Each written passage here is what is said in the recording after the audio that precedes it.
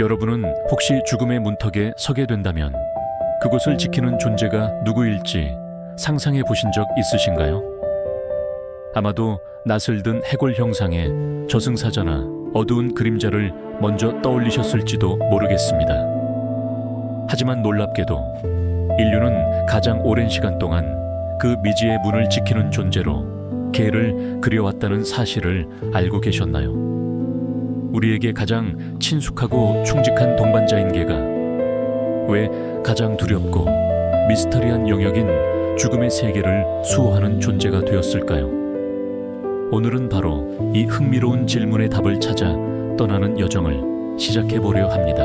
단순히 신화 속 이야기에 그치지 않고 인류가 죽음이라는 보편적인 경험을 어떻게 이해하고 받아들여 왔는지, 그리고 인간과 동물의 관계가 얼마나 깊고 오래된 역사를 가지고 있는지를 엿볼 수 있는 문화 코드의 비밀을 함께 풀어보는 시간이 될 것입니다.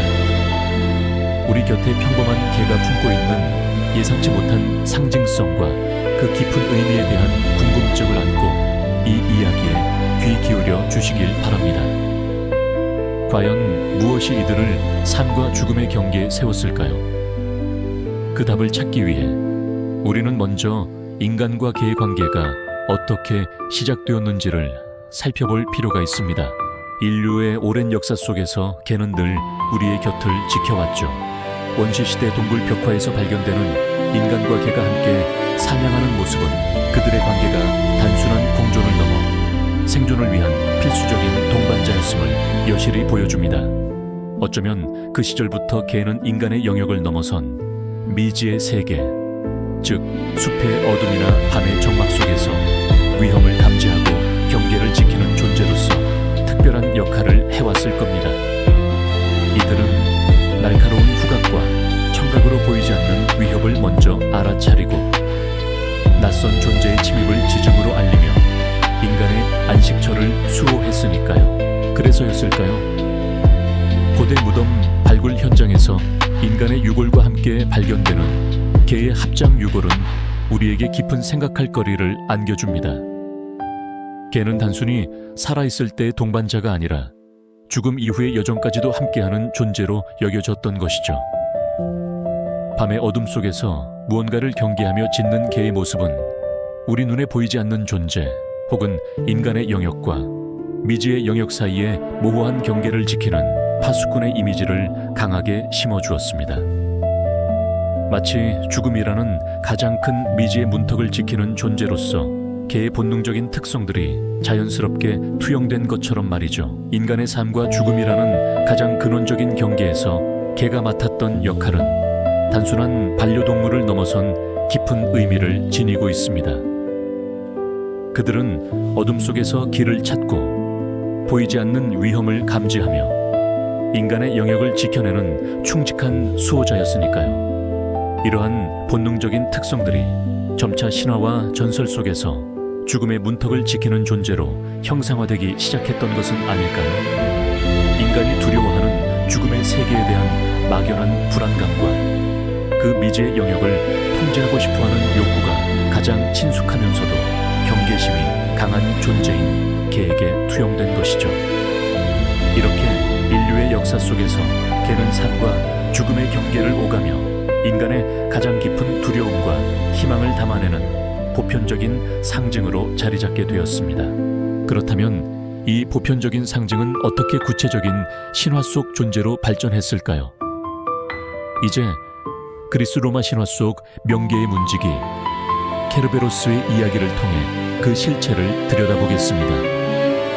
먼저 서양 신화에서 가장 강력한 죽음의 수호자를 떠올린다면 아마 많은 분들이 그리스 로마 신화의 케르베로스를 생각하실 겁니다.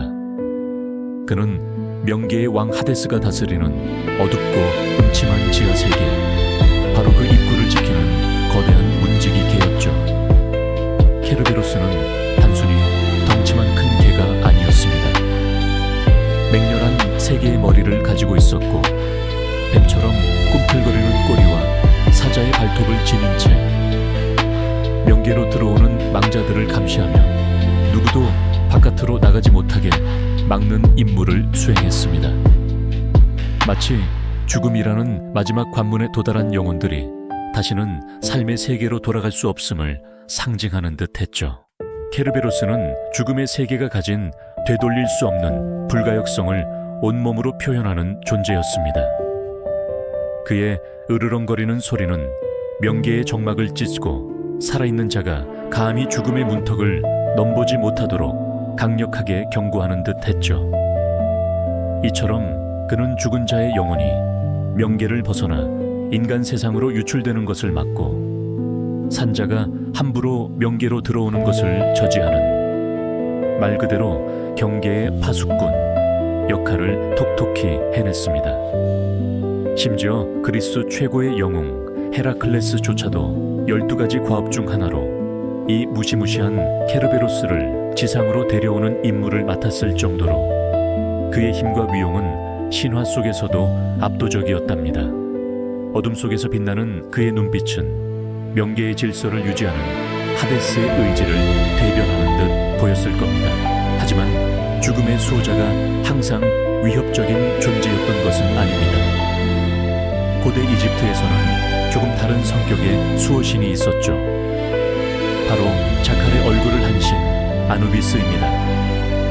이집트인들에게 아누비스는 단순히 죽음을 지키는 존재를 넘어 영원히 사후 세계로 안전하게 갈 수 있도록 돕는 신비롭고 지혜로운 인도자였습니다. 그는 죽은 자의 육신을 영원히 보존하는 신성한 의식, 즉 미라와를 주관하는 자였고, 망자의 영혼이 오시리스의 심판을 받기 위해 저승으로 향하는 길을 안내하는 역할을 맡았죠.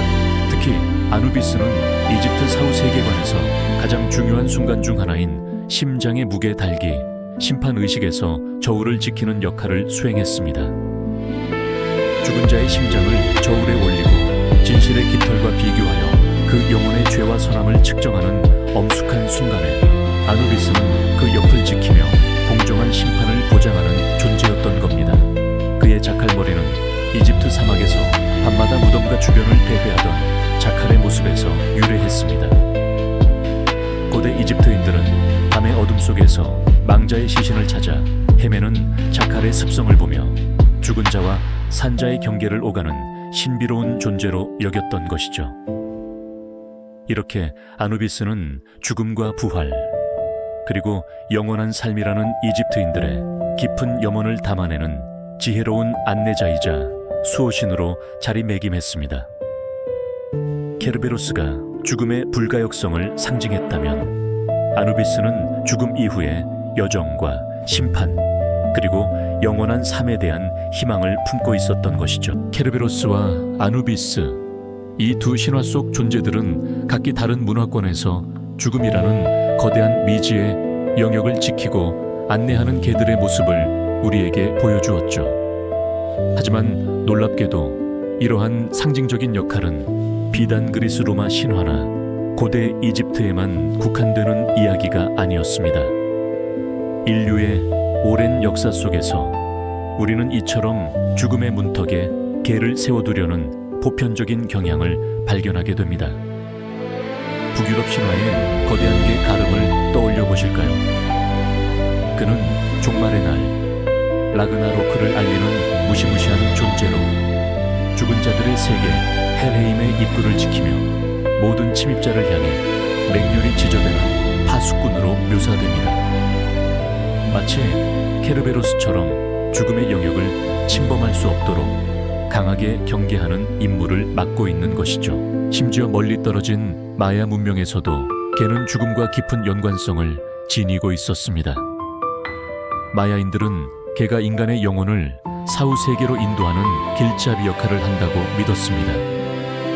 죽은 주인을 따라 저승으로 향하는 충실한 동반자이자 위험한 여정 속에서 영혼을 보호하는 수호자의 의미를 부여했던 것이죠. 이처럼 여러 문명권에서 죽음과 개의 연결고리가 반복적으로 나타나는 현상은 참으로 흥미롭지 않나요? 그렇다면 왜 하필 개였을까요? 왜 인류는 가장 친숙한 존재인 개에게 가장 두려운 영역인 죽음의 수호자 혹은 안내자라는 역할을 부여했던 것일까요? 끝까지 본능적인 특성과 고대인들의 깊은 통찰이 숨어 있습니다. 무엇보다 개는 경계를 지키는 본능이 탁월한 동물입니다. 자신의 영역을 침범하는 낯선 존재를 향해 맹렬히 짖거나 으르렁거리며 경고하는 모습은 우리가 일상에서 흔히 접하는 개의 행동이죠.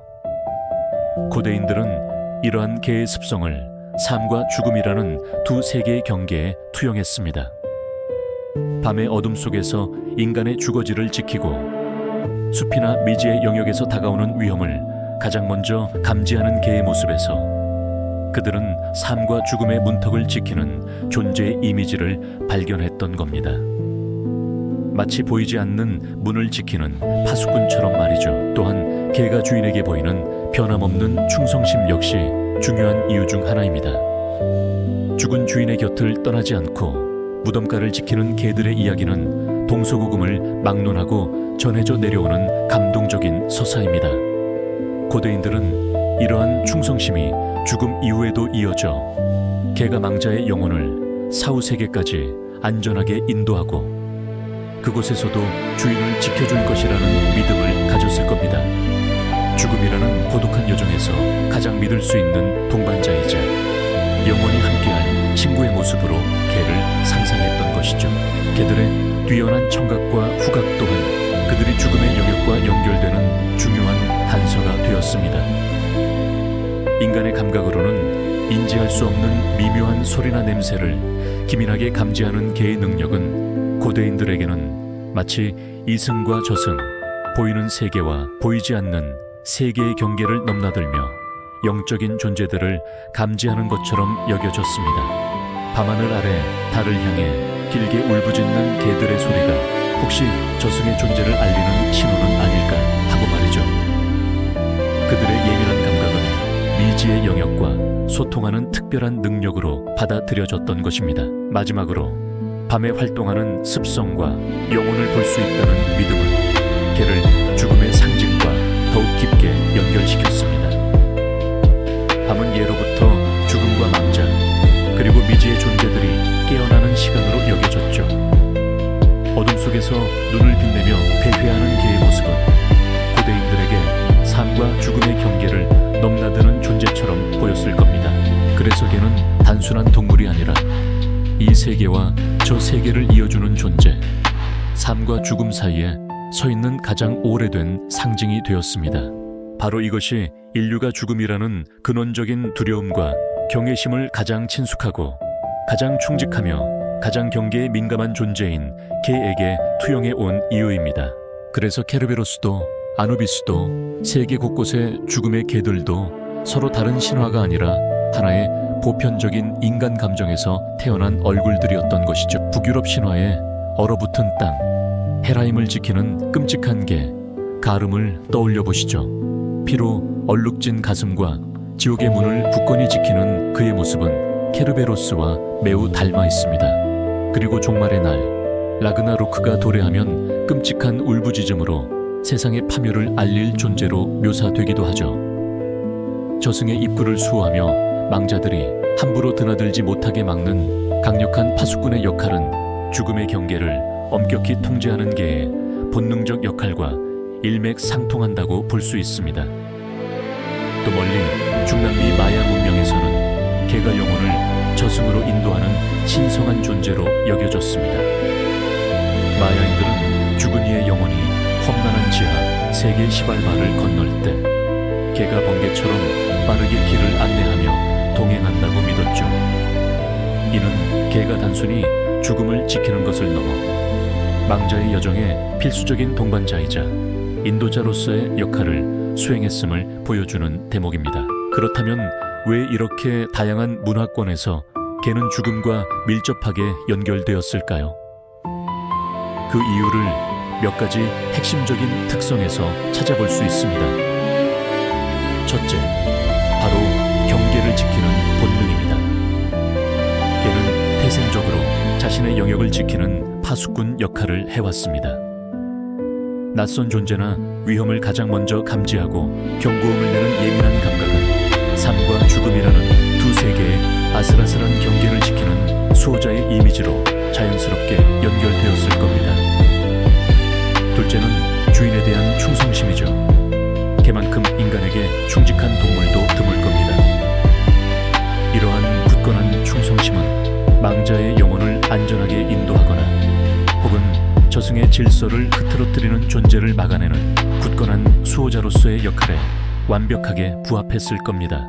셋째, 뛰어난 청각과 후각입니다. 개는 인간이 감지하지 못하는 소리와 냄새를 맡을 수 있습니다. 고대인들은 이러한 개의 예민한 감각이 단순한 동물의 본능을 넘어 죽은 자들의 영혼이나 미지의 존재를 감지하는 특별한 능력이라고 믿었을 겁니다. 밤하늘 아래서 이유 없이 짖는 개의 울음소리는 어쩌면 저승의 존재가 다가오고 있음을 알리는 경고음처럼 들렸을지도 모릅니다. 넷째, 밤에 활동하는 습성도 한몫했을 겁니다. 밤은 예로부터 죽음과 망자, 그리고 미지의 존재들이 활개치는 시간으로 여겨졌습니다. 밤의 어둠 속에서 눈을 빛내며 배회하는 개의 모습은 고대인들에게 죽은 자들의 영혼과 소통하거나 그들을 인도하는 신비로운 존재로 비쳤을 겁니다.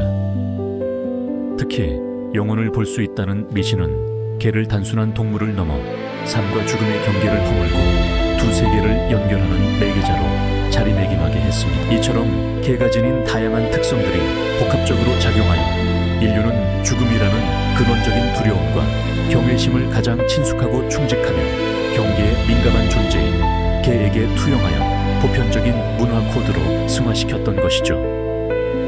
결국 인류가 죽음이라는 미지의 영역을 이해하고 받아들이는 과정에서 개는 단순한 동반자를 넘어 삶과 죽음 사이에 가장 완벽한 중재자이자 수호자로 자리매김하게 된 것입니다.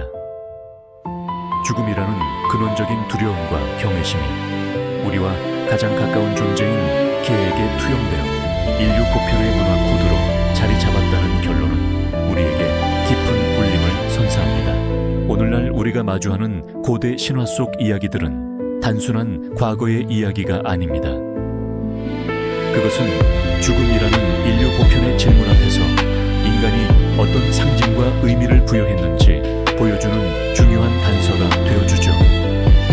또한 인간과 개의 관계가 단순한 반려동물 관계를 넘어 깊은 정신적, 문화적 유대감을 가지고 있음을 다시 한번 상기시켜줍니다.